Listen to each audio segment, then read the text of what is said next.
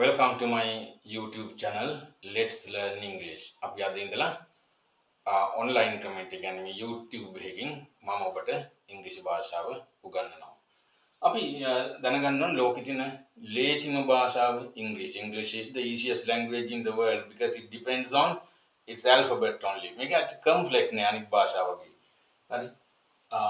අපි ඉස්සෙල්ලාම ඉංග්‍රීසි හෝඩිය නිකන් මතක් කරගෙන ඉමු. English alphabet නේ ඔබ සියලු දෙනාම දන්නවා කොහොමද ඉංග්‍රීසි හෝඩිය හැදෙන්නේ. capital simple වර්ග දෙකක් තියෙනවා. capital A, simple A, B, C, D, E, F, G, H, I, J, K, L, M, N, O, P, Q, R, S, T, U, V, W, X, Y, Z. ඔබ සියලු දෙනාම එක දන්න එකක් හරි. දැන් මේ භාෂාව රඳාපවතින්නේ මේ අකුරු 26 මත. හරි. මෙතනින් අපි පටන් ගමු කියන්නේ මතක් කරලා දුන්නේ. ඒක ක්ලියරක් තියෙනවනේ. හරි. මේකෙන් තමයි සියලු શબ્ද හැදෙන්නේ. දැන් උදාහරණයක් විදිහට අපි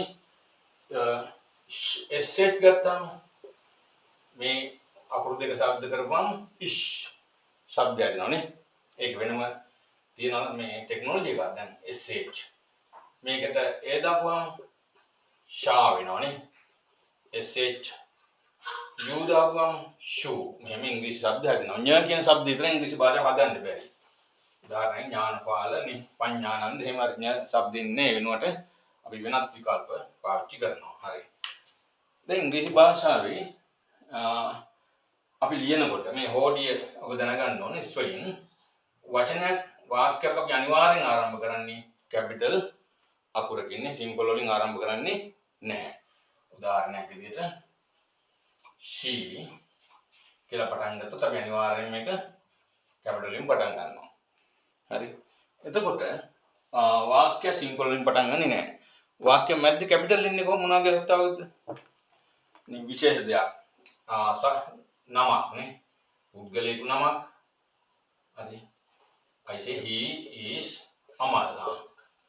දැන් මෙතනදී කැපිටල් පාවිච්චි කරනවා නමක්, ගමක් නේ. විශේෂ අවස්ථාවක්. ඒ වගේ අපි ඉදිරියේදී ඒවා කතා කරනවා. හරි. එතකොට ඒ හෝඩියත් එක්ක තමයි සියල්ල ආරම්භ වෙන්නේ. ඊළඟට අපි දැනගන්න ඕන වචන ටිකක් තියෙනවා. දැන් මේ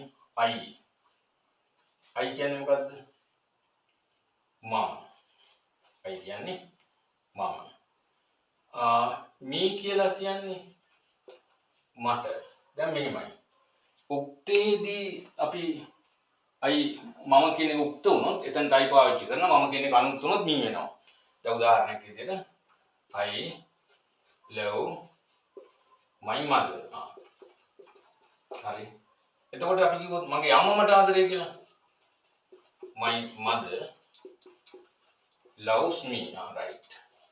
මම කියන එක උක්ත වුණොත් I අනුක්ත වුණොත් me බවට පත් වෙනවා. හරි. ඒකත් ඔබ මතක තියාගන්න යුතු කාරණයක්.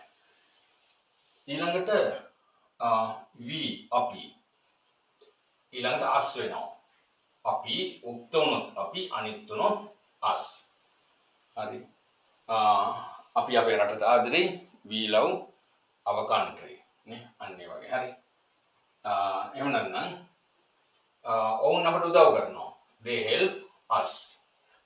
උක්තේ විදියට આવොත් we අපි අනුක්ත වුණොත් us බවට පත් වෙනවා. හරි.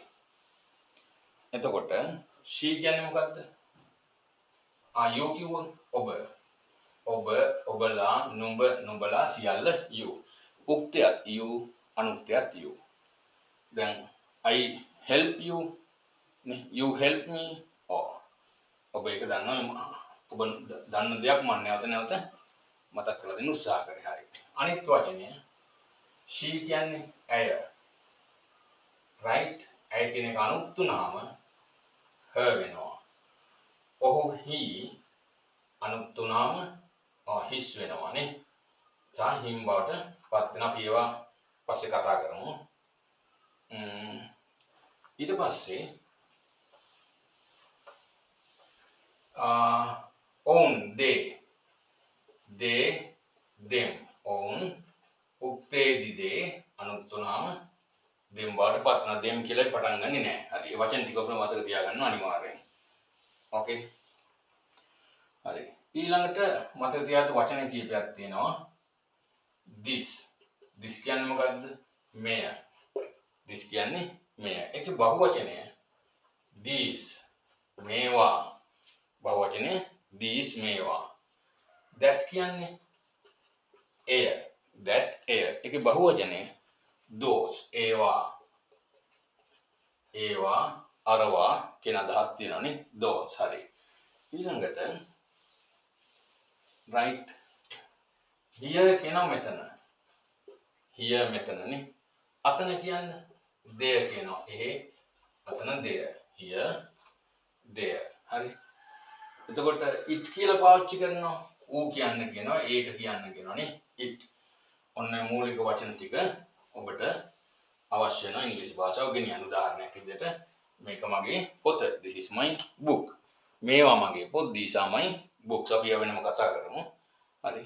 ඕකේ.